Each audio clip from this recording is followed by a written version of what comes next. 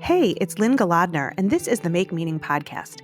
I'm founder of the Your People marketing and PR agency, and I lead the Make Meaning movement, a platform that helps purpose-driven visionaries and leaders do business with meaning. On this podcast, you'll hear stories of how people dare to take chances to live the life they want, with meaningful work and purposeful days. There are many ways to fill your life with meaning. Join us at makemeaning.org to learn more. Now, on to the show.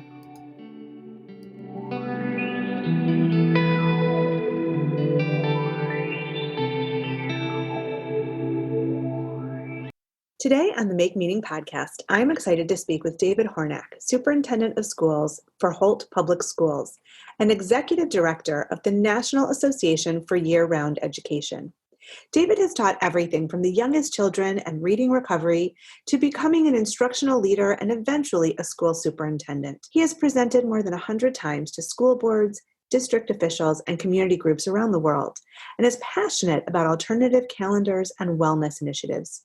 David's dissertation, which was titled The Impact of Summer Recess on Mathematical Learning Retention, was selected in 2016 as National Dissertation of the Year by the National Council of Professors of Educational Administration. In 2015, he became Executive Director of the National Association for Year-Round Education. David Hornak, welcome to the Make Meaning podcast. I am so tickled to be here. It's my honor to speak with you. I'm just so impressed with everything you've done. And so I'd like to start by learning about how you came to a career in education. What drew you to this work? Well, I'll tell you what, several false starts. I thought that maybe I was better served in business. And well, now in my current position, I feel like I am running a business. To that end, I entered college thinking I was going to be a marketing or a management major and took a few classes in that realm and then discovered that it just didn't feel right. And my mom said, you've always worked well with your younger cousins and siblings. So why don't you take the introduction to education class, to which I did and fell in love and found the people that I related with best. Wow. What a cool journey. And I know you began in the classroom and you've since ascended to leadership. So I'd love to hear a little bit about how your work has changed and also, along that way, how your vision for education may have changed over the course of your career.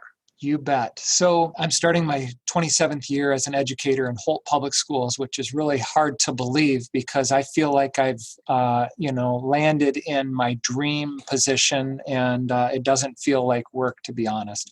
So 27 years ago, however, the salmon industry was thriving in the state of Michigan, and I enjoyed fishing with my father, and I thought I had a plan. I thought, okay, I'm going to fish all summer long, and I'm going to teach the rest of the year along Lake Michigan. And there were no bites for fish, and of course, no jobs. And then I thought, okay, well, Lake Huron has salmon as well, so I'm going to cast my line over on the east side of the state. No luck there, and landed nearly in the geographic center of Michigan. Now, I would like to fully acknowledge that St. Louis, Michigan is the geographic center, but I have a sneaky suspicion that Holt might be the runner-up. So landing here, I ended up accepting a halftime kindergarten position, but by the end of the week, it was then moved to full-time, and I was teaching a morning and an afternoon section of kindergarten. Now, I'd like the audience to know that I am 6'4". I have the biggest ears you've ever seen, and when you have a 6'4" frame, generally speaking, you have big feet, and so I used to use some of those character traits to help modify the behaviors in my class. To that end, I would tell the kids that because I have such large ears, I can hear everything. And so they were nice and tidy. And I also asked them to make sure their legs were tucked in, because if I were to trip, I was going to definitely hurt myself and I may hurt them. So after graduating from college with a child development degree, I set my course on a teaching job, and I loved that. It was in my 13th year when I was promoted to serve as an elementary or primary principal of a balanced calendar school, and something happened. In the previous 13 years, I would feel fatigued or tired roughly in October. So that was, 6 to 8 to 12 weeks into the school year, I was feeling tired. And for about 13 years in a row, that continued to occur. And I just I guess, started to realize that maybe this was a thing. Maybe teachers just felt tired. They accepted that extra day at Thanksgiving as a bonus day to try to refresh, and then the other typical holidays, and then you know caught your largest breath in the summer, and then you did it all over again. But it was in that 13th year when I was also promoted to be that leader of the Balanced Calendar School, and something happened. I was no longer tired in October because we had a 2-week break, and then we had a full week off at Thanksgiving, and 2 at the holiday time, and 1 in February, 2 weeks I should say in April, and 1 in May, before ending late June. And all in all, we still had a 6-week summer. So that's called the Balanced School Calendar. Okay. So it's still a 6-week summer break, but I think that isn't that what they do more in Europe? I know I have friends overseas who have, every 6 or 8 weeks, they have a week off, and then they'll have 2 weeks at different intervals. And it's just sort of what they do. I mean, I think in other countries, that's pretty common, right? It is, and it is a wonderful model, and we call it the Balanced Calendar. For years, the calendar was called the year-round calendar, and when you say year-round, I think many families are misunderstand the concept and believe their children will be in school 300 plus school days, and that's just not the case. It's really spreading the 180 school days across the calendar year and inserting some of those typical weeks off that occur in the summer, unplugging them from the summer and plugging them into the school year. So again, it's, every 6 to 9 weeks, there's a nice break, and it's either 1 or 2 weeks, and it allows our faculty and staff to be reflective practitioners. They can look back at where they've been, and they can look forward to where they're going. And it's not such a sprint as our traditional calendar counterparts have to deal with annually. Sure. So you became principal of this Balanced Calendar school, and this was in mid-Michigan? I've been in Holt for 27 years. So yeah, okay. Yep. So, because, it's interesting, I wanted to ask you about how widespread this is, and how does a school adopt that Balanced Calendar format? I live in southeastern Michigan, and so this has not been anything I've known about around our kids' schools. But it sounds brilliant, and I'm wondering how widespread that is. It is growing across the state of Michigan currently. However, the National Association for Year-Round Education has been thriving since approximately 1980. And many of our counterparts across the nation function on the Balanced Calendar. But in the state of Michigan, it has been something that has been a little slower to take root. And I think a lot of it has to deal with the fact that in our state, summer is coveted. We all look back at our long, lazy summer days and want that for our children. But none of us had a handle on how much loss occurs in the summer. And, we also have a robust tourism industry in the state of Michigan. And to that end, this particular idea is growing by leaps and bounds. There are several districts across the state that have recently transitioned over the last, I would say, 5 years or so. And while in Holt, we have 2 Balanced Calendar schools and we have 8 traditional calendar schools, there are 4 or 5 districts in the state of Michigan that their entire district functions on the Balanced Calendar. That's great. Yeah, I would think that the district would want to be, in sync, because you could have children at all different levels in different schools. And if one has a Balanced Calendar and the other one has a traditional one, that sort of makes it difficult for the family, doesn't it? It can. However, we end up partnering our 2 calendars by making sure we have common breaks. So when October break comes along, all of our students are off for week 1, and our Balanced Calendar students are off for week 2. So we have been able to find a way to balance and bring those 2 together. So it's interesting because we love to spend time in the summer in northern Michigan. We were up in Glen Arbor this summer, and I really want to go back in the fall because fall up north is just so beautiful. And, my kids are doing remote learning now. Our district is totally online to start the school year because of the pandemic. And I started thinking, well, that's easy. We'll just pick up and go up there. But then as I thought more about it, I thought, they should be in their regular routine and their environment where they learn best. And going away on vacation may not be conducive to that. So I love the idea of having a break in October when you could make use of that. You could still enjoy the tourism industry, and there isn't any school on the road, I guess I would say, Well, Um, I love where you're going with that. And the reality is Michigan is magical multiple times throughout the year. So yeah. we love Northern Michigan in the fall. We love Northern Michigan in the winter during ski Hmm. season. Yeah. And, I mean, there's just tons of opportunities. Now, I will say that the balanced calendar has a great impact on our lowest income students or our most at-risk kids. And Hmm. it's really boils down to being able to provide some of the resources that schools and school districts do provide our most at-risk kids, like access to food and Hmm. clothing and the other basics. Hmm. So the balanced calendar pays dividends to all kids. It's interesting because with the pandemic and school shutdowns, I know that has been one of the biggest concerns is that children who rely on school for their meals, it becomes a safe haven. Some homes are not safe. And having a shutdown since mid-March, and then many schools not going back in person this fall, even if they're providing technology and things that can equal the playing field a little bit, those meals and the safety of going to school really are something that I think a lot of families are in need of.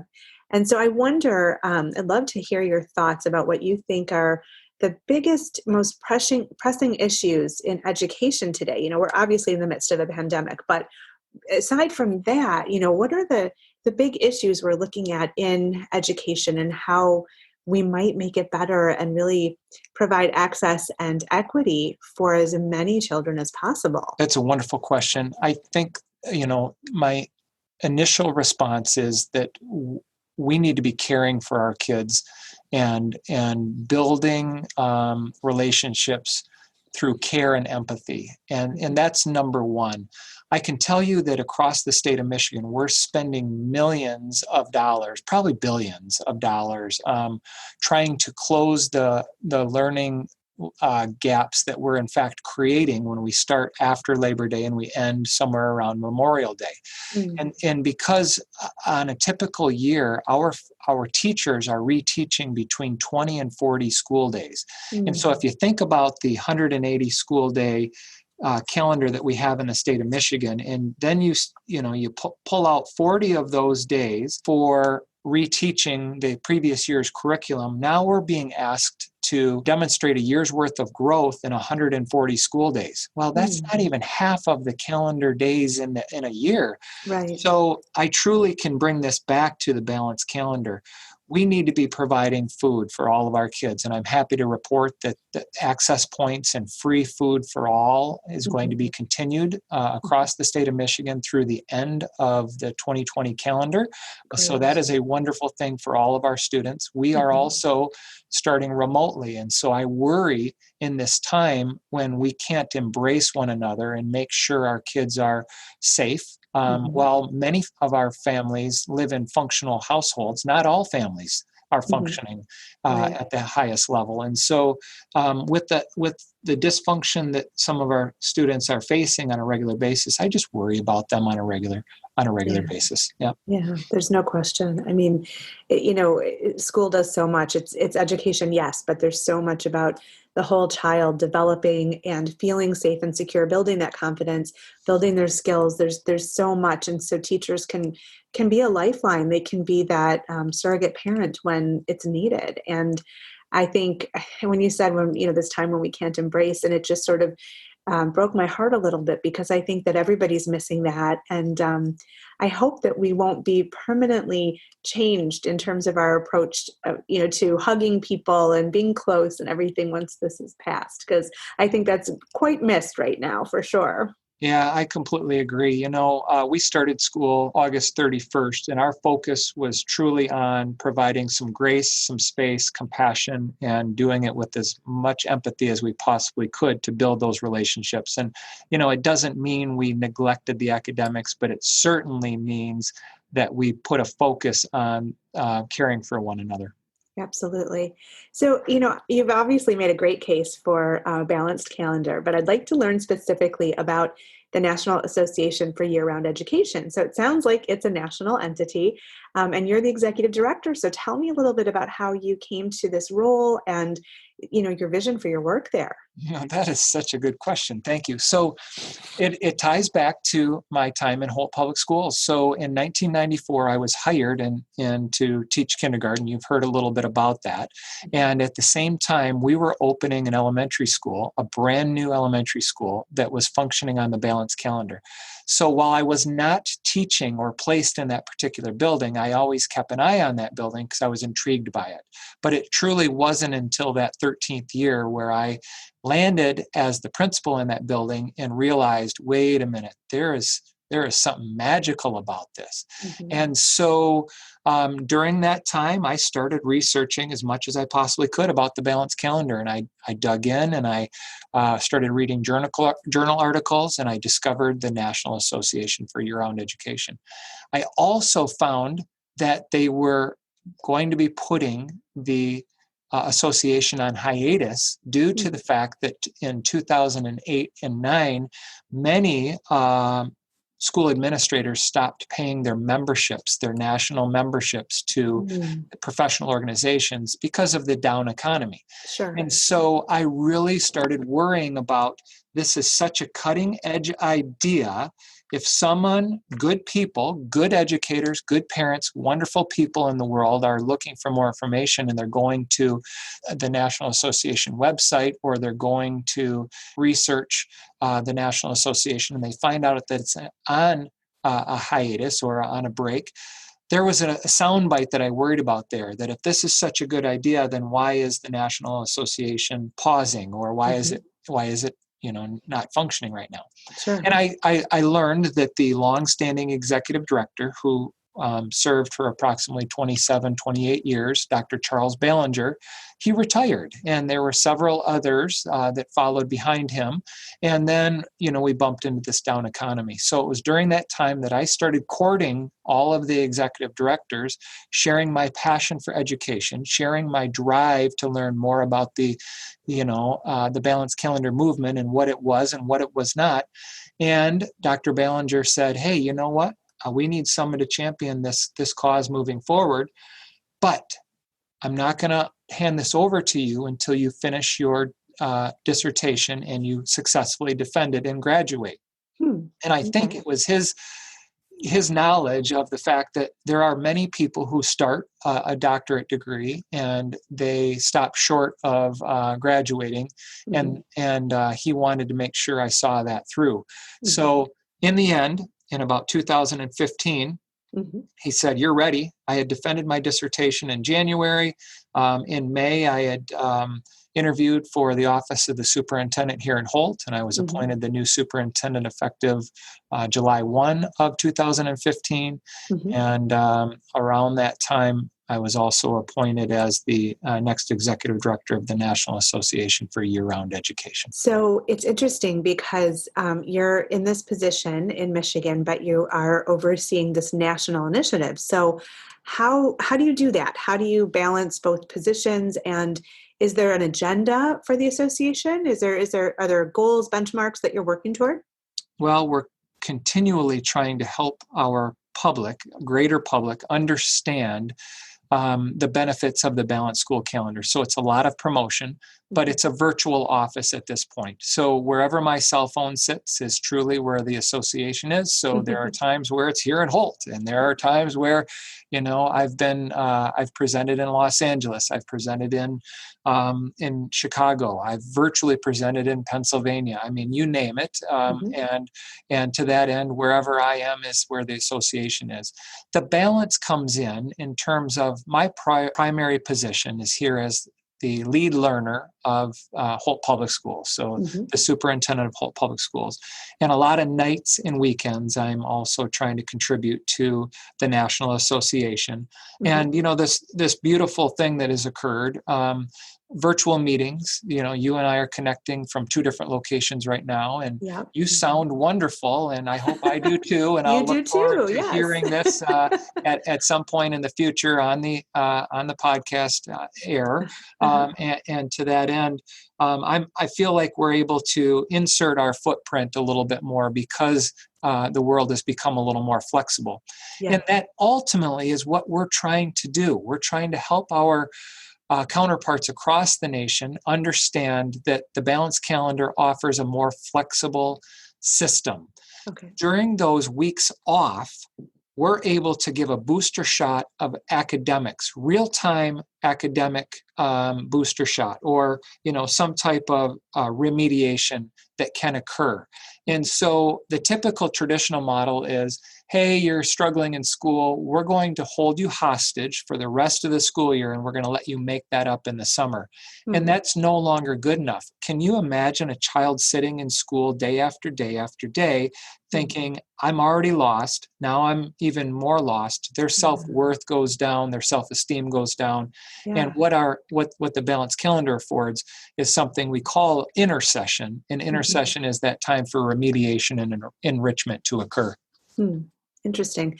So, I want to say, and I want to talk a little bit about your dissertation, which, first of all, to have a title for a dissertation that's really cool and compelling like a book is amazing, because usually dissertation titles are really dry and boring. And so yours, the impact of summer recess on mathematical learning retention is like something I would see in a bookstore. I just love that. And I wanted to ask you about it because you're talking about summer recess. The word recess in there, and then mathematical learning retention. This idea of obviously taking a break can prevent learning retention.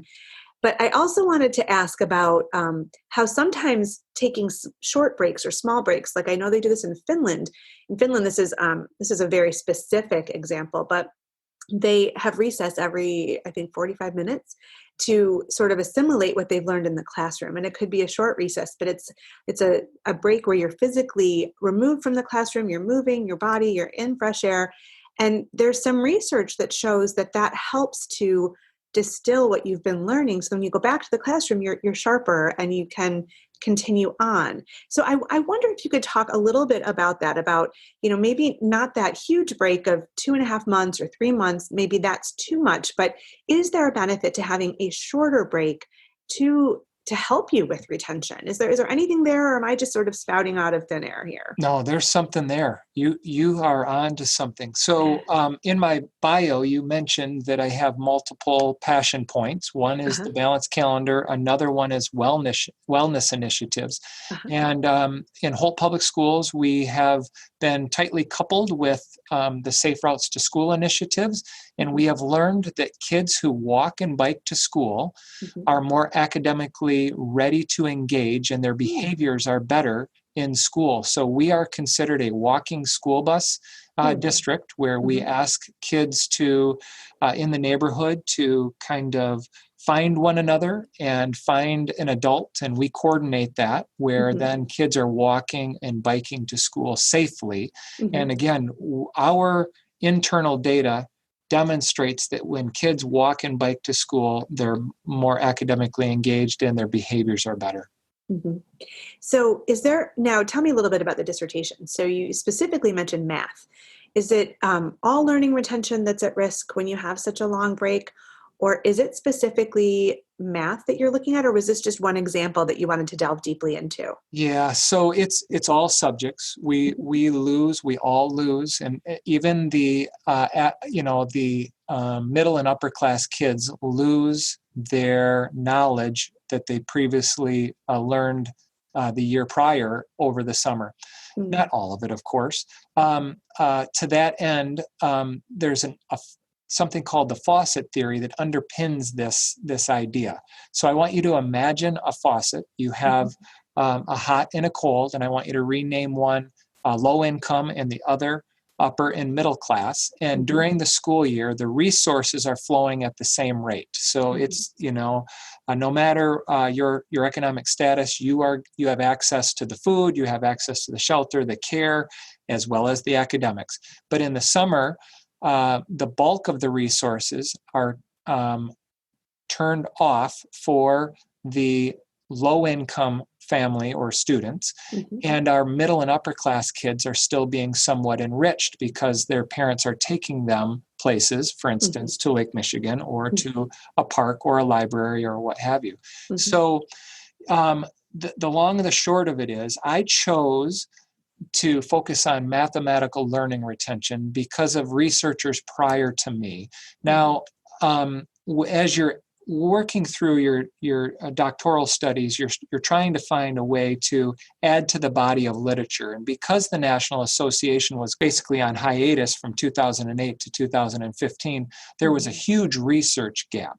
But I looked back at some of the research prior to that, and I quickly learned that the impact is much greater on the mathematical computation skills than it is on some of the other things. And I believe that that's because there is environmental print all around us. So all summer long, kids are, whether they're in the back of a car or in the front of the car or even just walking or, navigating their communities, they're still reading things like road signs and restaurant signs and potentially having access to books.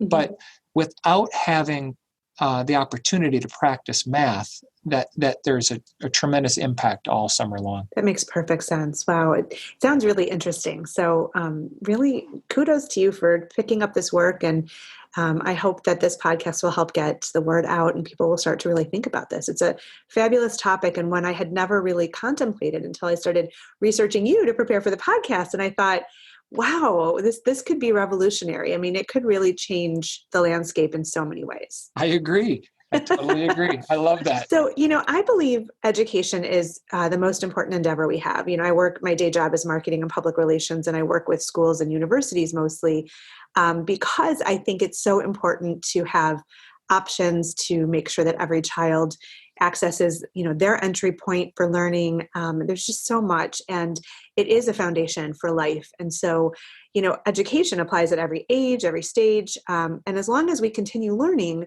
I believe we're vibrant and dynamic and alive. So I wanted to ask you what you think about how we might transform educational pursuits to be lifelong rather than a means to an end. Like, I have to go to school for this many years so that I can then become an adult and work, or I can then go on to college or whatever the next goal is. But really, I feel like it should be a lifelong pursuit. What are your thoughts about that? I like that thought too. I believe if we can move away from grades and, for instance, like at age 5, you consider going to kindergarten. And it's the most commonly asked question. How old are you and what grade are you in?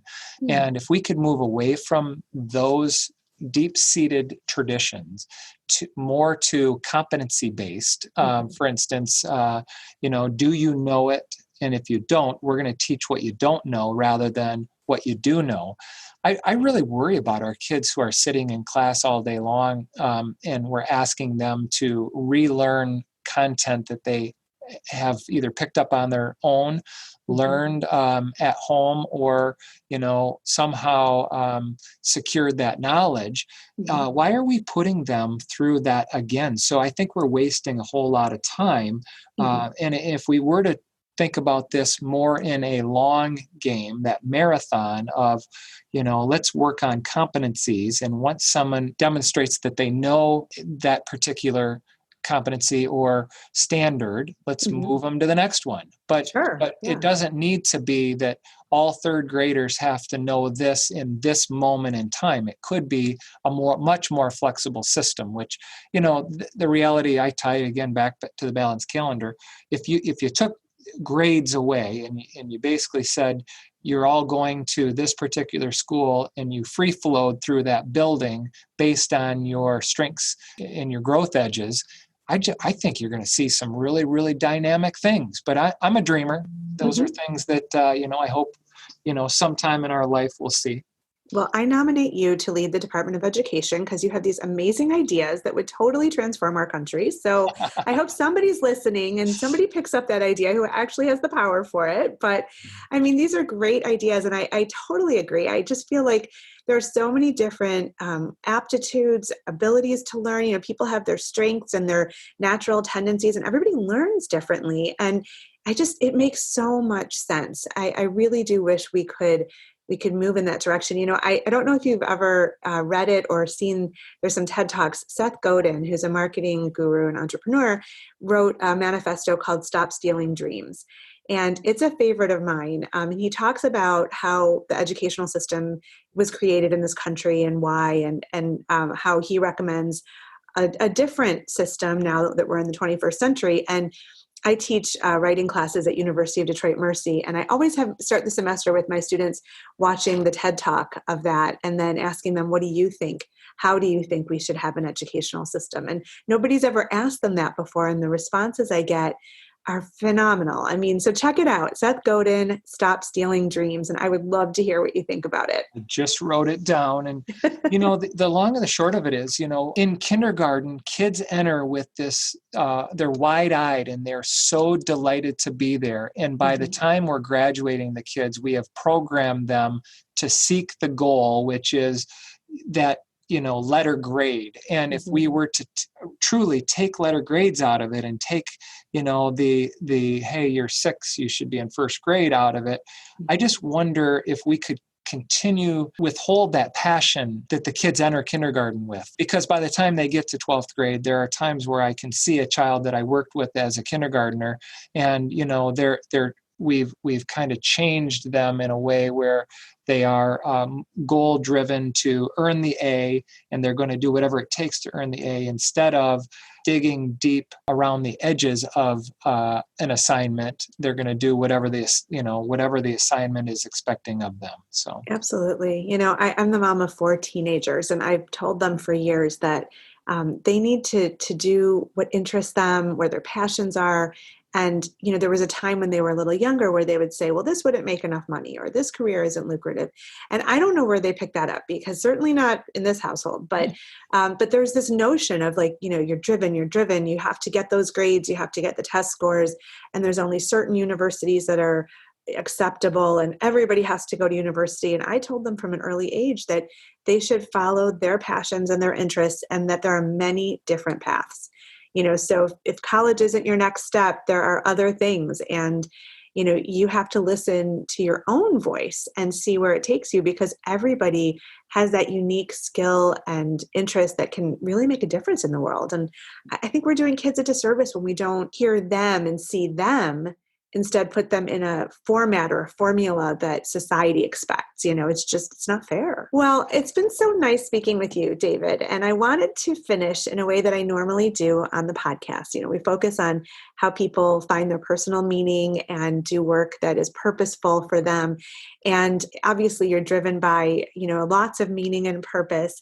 And so I like to ask my guests what permission slip they would write to our listeners, to give yourself permission to go in search of your meaning and your purpose. So I wonder if you have any thoughts today about a permission slip you might write for our listeners.